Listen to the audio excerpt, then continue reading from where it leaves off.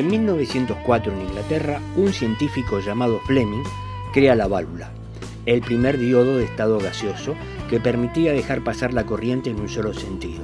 Consistía de dos placas y un filamento que la calentaba.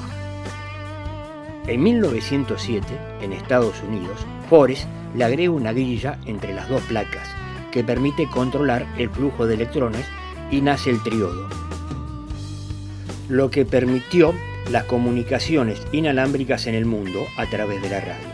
Una parte de la deuda, no tener tantos compromisos en dólares que son en definitiva y a la larga lo que termina trayendo complicaciones. En 1951, Barden, Shockley y Brettain patentan el primer transistor que fue considerado como el mejor invento del siglo XX, por lo que en 1954 recibieron el premio Nobel. A fines de los años 50 llega al país los receptores transistorizados. Podemos encontrar transistores de germanio, de silicio, de distintos tipos de ganancia y potencia con distintos tipos de encapsulado. En este caso usaremos el 2N2222, que es de silicio, encapsulado metálico de baja potencia. Para la práctica necesitaremos un tester, un protoboard, un transistor 2N2222, un LED, un potenciómetro, resistencias para polarizarlo, un LDR, cables y una fuente. El primer paso es saber el estado del transistor. Debemos medir sus junturas utilizando un tester en la escala de diodos.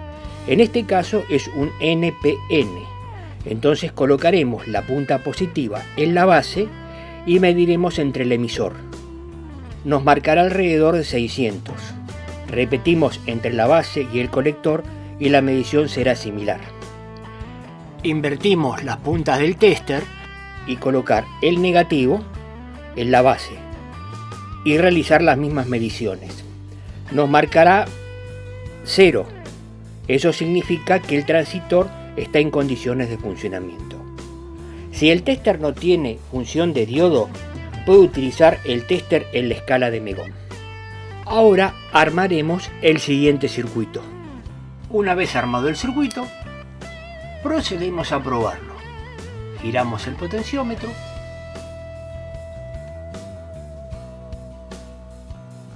hasta que enciende el LED.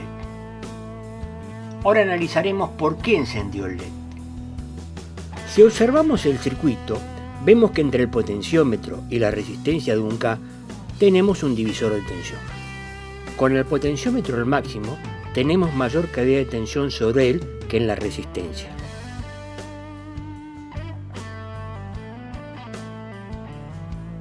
Y con el potenciómetro al mínimo se invierte, teniendo la mayor caída en la resistencia.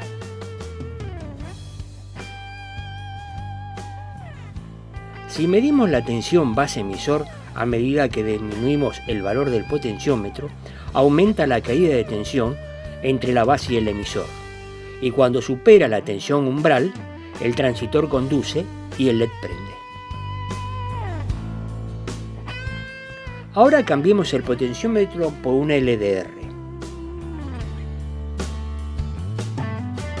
Como sabemos, es una fotorresistencia que cambia el valor óhmico con la luz.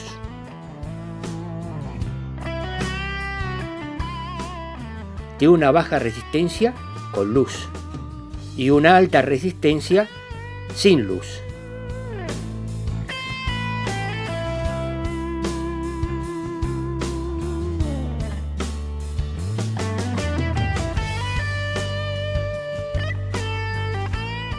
En conclusión, podemos ver al transistor como una canilla.